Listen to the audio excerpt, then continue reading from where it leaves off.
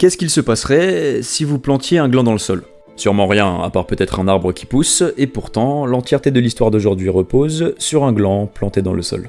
Bon, la série L'Âge de glace compte 6 films, mais aujourd'hui on va faire comme s'ils étaient 5, pour la simple et bonne raison que le dernier film est une horrible daube. En gros, après le rachat du studio d'animation par Disney, ils ont décidé de faire un dernier film L'Âge de glace pour tirer un maximum d'argent de la franchise. Résultat, l'animation et la qualité du 6ème film sont si nuls que je refuse de le considérer comme un L'Âge de glace officiel. Et j'ai pas l'air d'être le seul.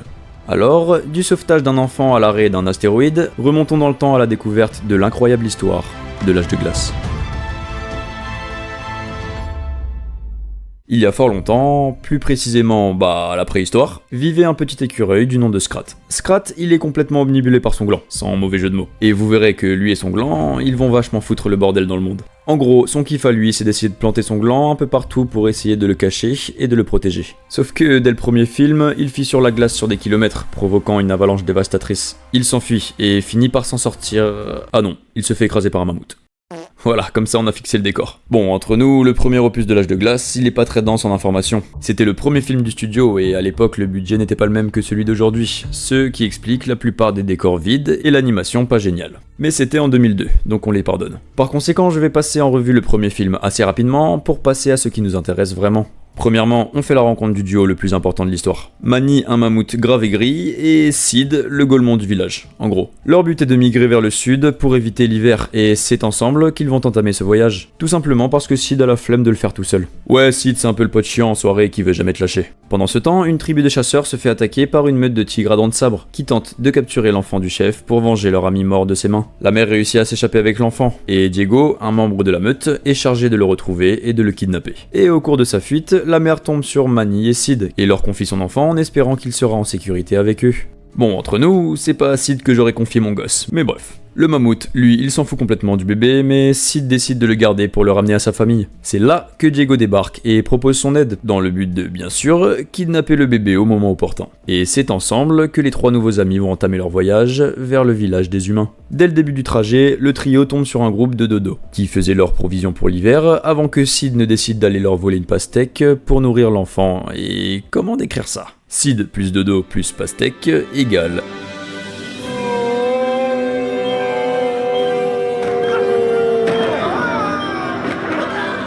Bon, après quelques aventures plus ou moins mouvementées, il retrouve les humains. Et Diego met en marche son plan pour kidnapper le bébé. Il les emmène vers une grotte un peu particulière. Il y a des piranhas gelés, des dinosaures, et il y a même un ovni. Ah, et retenez bien cet ovni, car il aura son importance pour la suite de l'histoire. Le trio découvre aussi des peintures anciennes qui révèlent le passé tragique de Manny. Sa famille a été chassée et tuée par des humains, ce qui le rend extrêmement triste. Le bébé, innocent de toute cette douleur, lui tend sa main pour le réconforter. Et je dois pas être le seul à trouver ça trop mignon, puisque Diego est aussi touché et commence à douter de son propre plan. Un peu plus tard, il va même finir par craquer, en avouant à Sid et Manny qu'il essaye de les piéger depuis le début. Manny, clairement, il est furax, mais Diego lui propose de l'aide pour s'échapper. Ils élaborent donc un plan pour la bataille, mais la confrontation ne se passe pas comme prévu. Ils parviennent effectivement à vaincre la meute de tigres, sauf que Diego se fait gravement blesser et agonise seul dans la neige. Mais bon, c'est un dessin animé pour enfants, donc hop, il respawn 10 minutes après. Tous ensemble, ils parviennent à retrouver la tribu de chasseurs et peuvent enfin rendre son enfant au chef de la tribu. D'ailleurs, pourquoi ils parlent pas les humains dans le film ? J'ai pas trouvé de réponse pendant mes recherches, alors selon moi c'est soit pour éviter une incohérence historique, soit parce que le film nous est raconté du point de vue des animaux, qui du coup ne comprennent pas le langage humain. Dites-le en commentaire si vous avez d'autres idées. Quelques années plus tard, on retrouve Manny, Sid et Diego, chacun occupé à leurs affaires dans un petit village. Sid a ouvert un camp de vacances pour les animaux et s'efforce tant bien que mal de se faire respecter, même si ça a pas l'air de trop marcher. On retrouve bien évidemment le petit Scrat, toujours obsédé par son gland comme si c'était le dernier repas sur Terre, qui va faire une grosse bêtise. Il retrouve son gland au haut d'un iceberg après une ascension un peu compliquée. Et au moment de le décoincer de la glace, il libère un raz-de-marée provoquant sa chute sur des kilomètres. Ce qui annonce le désastre futur. La fonte des glaces, le réchauffement climatique, tout ça, tu connais. Le trio fait alors face à un tout nouveau danger, l'inondation de la vallée. Et pour Manny, ce n'est qu'une mauvaise nouvelle de plus, car depuis quelque temps, il est travaillé par l'idée d'être le dernier mammouth de son espèce, parce qu'il en a jamais vu un seul autre. Un vautour annonce que tout le village sera inondé d'ici 3 jours, mais qu'à l'autre extrémité de la vallée se trouve une embarcation qui leur permettrait à tous d'être sauvés. Les animaux entament donc l'évacuation, et je suis assez surpris par les ressemblances entre le monde de l'âge de glace et la société humaine. On a le présentateur météo, l'animateur radio, et même le papy un peu trop conservateur sur les traditions. Jamais je partirai. Je suis né dans ce trou et je mourrai dans ce trou.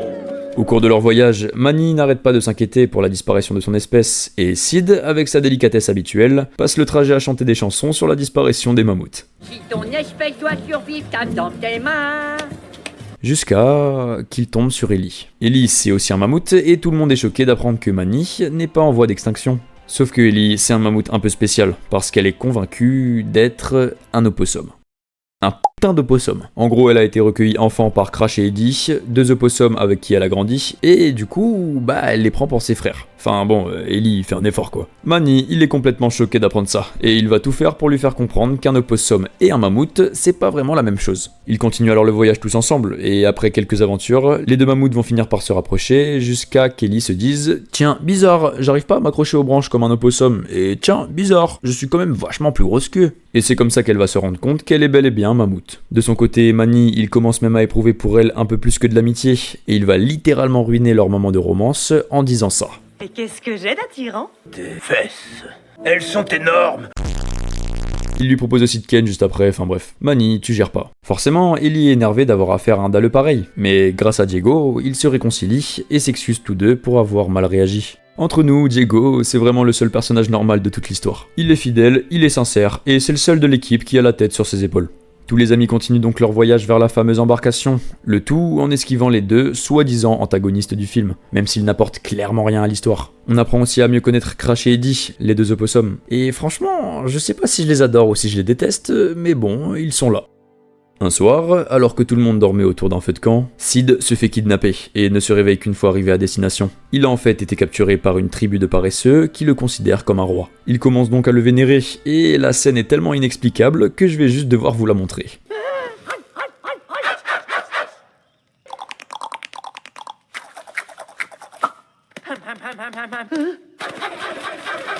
Je me demande ce que les réalisateurs avaient pris avant d'écrire cette scène, mais bref. Au final, les membres de la tribu essayent de balancer Sid dans un volcan. Sympa. Il parvient à s'échapper, retrouve toute l'équipe, mais évidemment, personne ne croit à son histoire. Tous ensemble, ils finissent par atteindre le bateau. Sauf qu'un champ de geyser leur bloque le passage. Manny veut foncer droit dedans, Ellie préfère le contourner. Résultat, le groupe se divise. Manny, Diego et Sid d'un côté, Ellie, Crash et Eddie de l'autre. L'équipe de Manny parvient tant bien que mal à traverser les geysers, mais de son côté, Ellie se retrouve coincée sous des rochers. Donc, une fois arrivé à l'embarcation, Manny panique de ne pas voir sa bien-aimée, jusqu'à que les deux opossums viennent le prévenir que Ellie est en danger. Alors, tous ensemble, ils s'empressent de la secourir, mais ils arrivent trop tard. La grotte est déjà ensevelie sous l'eau, et ce n'est qu'une fois s'être débarrassé des deux vilains poissons que Manny parvient enfin à la libérer. Mais malheureusement, l'embarcation est partie sans eux, donc ils se serrent tous les uns contre les autres en attendant la mort.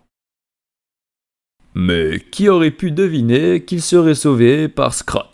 Littéralement l'être vivant le plus débile. En gros, en plantant son gland au sommet du glacier pour fuir l'inondation, il provoque une fissure énorme qui évacue toute l'eau de la vallée. Tout le monde est sain et sauf, et alors qu'il se réjouissait d'avoir survécu, un tremblement de terre retentit dans toute la vallée. Et sortant de la faille qui les avait tous sauvés, un troupeau de mammouths apparaît, prouvant une fois pour toutes que Manny n'était pas le dernier de son espèce. Il se met alors en couple avec Ellie, et plusieurs années plus tard, elle tombe enceinte. Bon, je sors un peu de l'intrigue principale pour vous parler de Scrat, parce que, contre toute attente, il va connaître l'amour dans le troisième film. Il est bien évidemment toujours à la recherche de son gland, et lorsqu'il finit par le retrouver, il tombe sur quelque chose de bien plus intéressant. Une femelle écureuil. Ils commencent par se battre pour récupérer le gland, mais à force de passer du temps ensemble, ils comprirent que, finalement, un gland, c'est pas ce qu'il y a de plus important dans la vie, et ils tombèrent amoureux. Et je voudrais retenir votre attention sur à quel point Blue Sky a parfaitement réussi à retranscrire la vie d'un couple à travers les deux écureuils. On commence par l'amour fou, ne penser qu'à l'autre jusqu'à en oublier ses priorités. Ensuite vient la vie de couple, l'emménagement, la routine qui s'installe et tous ses inconvénients, jusqu'à que la flamme se perde et que nos priorités nous rattrapent. Vient enfin la tromperie, l'engueulade et la rupture. Bon, heureusement, c'est pas la réalité pour tout le monde, mais admettez que ça fait quand même résonner quelque chose. Bref, de retour avec notre équipe de d'habitude, Manny et Ellie se préparent à accueillir leur premier bébé. Manny est hyper stressé, Sid est très jaloux de lui, Diego a envie de se barrer, tout va bien quoi. Jusqu'à que Sid tombe sur des œufs de dinosaures. Ouais, forcément, sa première idée, c'est de voler les œufs pour fonder sa propre famille, et il va se retrouver avec 3 bébés T-Rex à éduquer. Sauf que Sid et l'éducation, vous vous en doutez, y a rien qui va. Et seulement quelques heures après, qui est-ce qui vient récupérer ses gosses ? Bah la maman T-Rex. Elle ramasse Sid et ses petits avant de les traîner avec elle dans un tunnel sombre. Toute l'équipe se lance à leur poursuite et découvre un monde jusqu'alors inconnu, un nouveau monde souterrain rempli de dinosaures. Ils commencent à suivre les traces de la maman dinosaure, mais ils ne sont clairement pas les bienvenus dans cet endroit. Donc, après avoir échappé à plusieurs dinosaures pas très cordiales, ils sont sauvés par Buck, le nouveau personnage trop cool de ce film. Buck, c'est un furet, et même s'il a un œil en moins et qu'il est complètement malade, bah il est stylé. Il conduit des dinosaures, il connaît la map par cœur, et c'est clairement le seul capable d'aider nos amis à retrouver Sid. D'ailleurs, son œil, il l'a perdu en combattant le dinosaure le plus terrifiant du monde souterrain, Rudy. Oui bon, il aurait pu trouver un prénom plus badass. Donc, grâce à Buck, l'équipe va entamer son voyage à la recherche de Sid. Sid qui d'ailleurs est un peu dans le caca, parce que maintenant que la maman dinosaure est rentrée chez elle avec ses enfants, bah il lui manque plus qu'à s'en débarrasser. Sauf que les enfants T-Rex, ils se sont déjà attachés à Sid, alors ils s'interposent et l'empêchent de se faire tuer. Du coup, Sid et la maman dino, ils vont avoir une relation un peu particulière. Ils vont devoir éduquer leur enfant à deux, et une vraie petite vie de famille va s'installer. La maman veut leur faire manger de la viande, Sid des légumes, un peu comme de vrais parents au final. C'est alors qu'un rugissement résonne dans toute la jungle. Tous ensemble, les dinosaures se réfugient dans une grotte et Sid ne comprend pas. C'était pas la maman T-Rex, la plus grosse créature de la jungle ? Et non, c'est Rudy. Et vu l'empreinte du truc, je suis étonné que Buck n'ait perdu qu'un seul œil. Pendant ce temps, l'équipe est toujours sur les traces de Sid et après quelques aventures, le pire événement arrive au pire moment et au pire endroit. Ellie va accoucher. Manquerait plus qu'elle se fasse attaquer par des dinosaures en même temps. Non ? Bon, grâce à Manny et Diego, les dinosaures sont terrassés, et Ellie parvient finalement à donner naissance à sa petite fille, Pêche. Buck et les opossums, qui ont grâce à ça eu le temps de secourir Sid à dos de ptérodactyle, rejoignent les deux mammouths et enfin réunis, ils célèbrent tous ensemble l'arrivée du nouveau-né dans sa nouvelle famille. Mais évidemment, leur voyage ne peut pas se terminer ainsi, parce que déjà Sid n'a pas pu dire au revoir à ses enfants, et surtout, bah y a Rudy qui essaye de les tuer. S'ensuit donc le combat final du film. Les amis parviennent premièrement à neutraliser le dinosaure avec les lianes, sauf que Sid, cet abruti, se prend les pieds dedans et le libère. Tout le monde est alors persuadé que c'est la fin, jusqu'à que la maman T-Rex, sortie de nulle part, intervienne et pousse Rudy du haut de la falaise. Elle les a tous sauvés et permet à Sid de finalement faire ses adieux à sa nouvelle famille.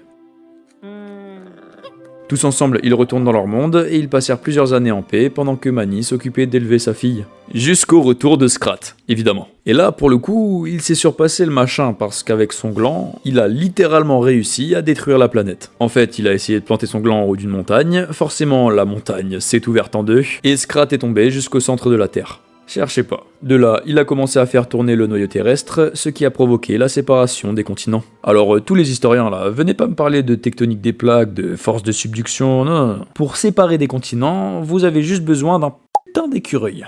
Le problème dans tout ça, c'est que sur les continents qu'il a séparés, bah y a nos héros. Et alors qu'ils vaquaient à leurs occupations, c'est-à-dire Manny qui engueule sa fille H24 parce qu'elle rencontre des mecs, et Sid qui se fait refiler sa grand-mère par sa propre famille qu'il a abandonnée, bah le continent se désintègre. À cause de ça, la famille Mammouth est séparée, et Manny, Diego et Sid se font coincer sur un iceberg à la dérive. Ils essaient désespérément de revenir à terre, mais ils se font prendre au cœur d'une tempête et finissent perdus au milieu de l'océan. Et pensant qu'il ne pouvait rien arriver de pire, ils réalisent que la grand-mère de Sid était cachée sur l'iceberg depuis le début. Et la grand-mère de Sid, elle est pas hyper facile à vivre. Du coup, tous ensemble, ils vont passer plusieurs jours sur leur bloc de glace en écoutant Mamie parler à son animal imaginaire, Pupus. C'est alors que Manny aperçoit un bateau. Peut-être enfin des gens qui pourront les aider à retrouver sa famille, et non, c'est des pirates. Il y a le singe, le phoque, le lapin, le tigre, on dirait le début d'une blague, et ils ont pas l'air hyper décidés à aider notre équipe. Ouais, non, ils vont les capturer même. Ils essaient alors de convaincre Manny de rejoindre leur équipe de pirates, mais Manny refuse catégoriquement. S'ensuit donc un combat qui se finit sur la destruction du bateau, et la tigresse pirate ne sachant pas nager, Manny l'accueille parmi eux. Et bizarrement, Diego refuse pas. Spoiler, ils ont des enfants à la fin.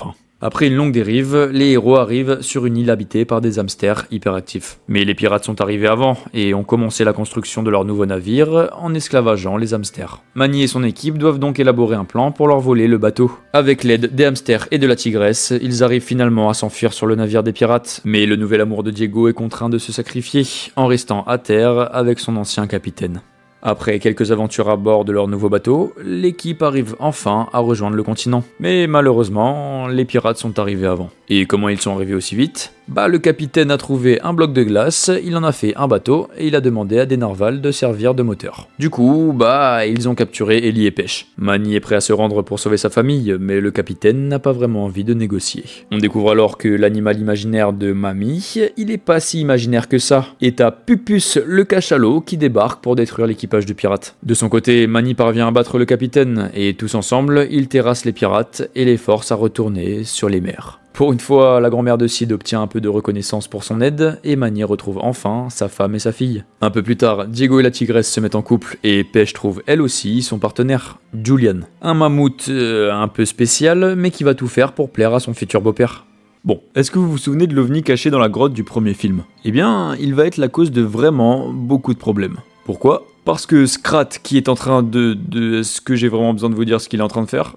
Il va tomber sur cet ovni et il va l'activer en plantant son gland dans le tableau de bord. Il se retrouve alors projeté dans l'espace où il va provoquer une série d'événements qui vont littéralement mettre tout l'univers en bordel. Et surtout, il va provoquer la dérive d'un astéroïde tout droit vers la Terre. Donc là, nos mammouths, c'est plus des petits pirates ou des poissons qu'ils doivent affronter, là ils doivent tout simplement détourner un astéroïde. Mais pour l'instant, ils n'en savent rien, alors ils continuent de vivre leur petite vie paisible en famille. Même s'ils font face à des problèmes du quotidien, comme Sid qui arrive toujours pas à trouver une meuf, Manny qui déteste son beau-fils et qui oublie son anniversaire de mariage, mais bref. Ils finissent quand même par se rendre compte qu'il y a un gros caillou qui arrive sur eux et partent se réfugier dans une grotte. En sortant, ils découvrent que tout est dévasté. Et comme c'était pas suffisant, Buck arrive et leur annonce que la météorite va se cracher sur Terre d'ici quelques jours. Il a aussi découvert une ancienne prophétie gravée sur une tablette de pierre qui annonce la fin du monde. En gros, toutes les 2 millions d'années, un énorme astéroïde s'écrase toujours au même endroit sur Terre, provoquant une extinction massive. Alors attends, ça veut dire que toutes les 2 millions d'années, il y a un Scrat pour venir percuter l'astéroïde sur Terre ? Ça, j'en sais rien, mais en tout cas, nos héros doivent trouver une solution pour dévier ce truc. Et ça tombe bien, parce que le plan de Buck est de se rendre sur le site du crash pour trouver pourquoi l'astéroïde est attiré par cet endroit. L'équipe se met alors en route, et sans le savoir, ils sont poursuivis par un trio de dinosaures qui détestent Buck, et qui se sont mis en tête qu'après avoir survécu à l'astéroïde en volant, ils pourraient dominer le monde. Alors, ça marche pas trop comme ça, les gars. Mais comme tous les antagonistes secondaires de l'âge de glace, ils vont clairement rien apporter à l'intrigue principale, donc j'en parlerai pas plus. Et il faut absolument que je vous cale cette scène parce qu'elle est tellement absurde qu'elle est juste incroyable en fait. L'équipe avait besoin de traverser un lac, et vu que Scrat était encore en train de foutre le bordel dans l'espace, il a percuté la lune, et en fait, non, je vais juste vous montrer. Laisse passer les mammifères!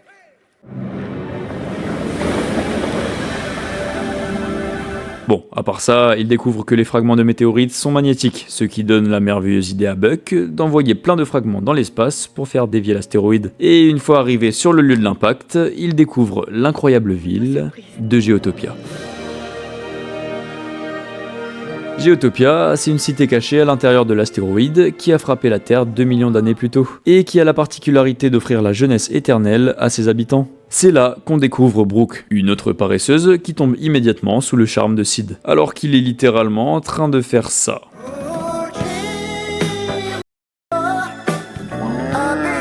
Ils vont ensuite à la rencontre du chef de la ville, un lama obsédé de yoga qui refuse d'aider Buck dans son plan, car les cristaux sont la source de la jeunesse éternelle des habitants. Cependant, Sid, en essayant d'embrasser Brooke, casse le mur de cristaux et toute la structure tombe en ruine. Tous les habitants commencent alors à vieillir, et Sid découvre que sa dulcinée est en fait un peu plus âgée. Mais malgré tout, Brooke convainc tout le monde de les aider à sauver le monde, et tous ensemble, ils commencèrent à empiler les fragments dans le volcan d'à côté, afin de les envoyer dans l'espace. Alors, scientifiquement, c'est pas possible. Chut, c'est l'âge de glace. Une fois tous les fragments posés, les animaux attendent patiemment l'explosion du volcan. Et avec un peu d'aide de mamie...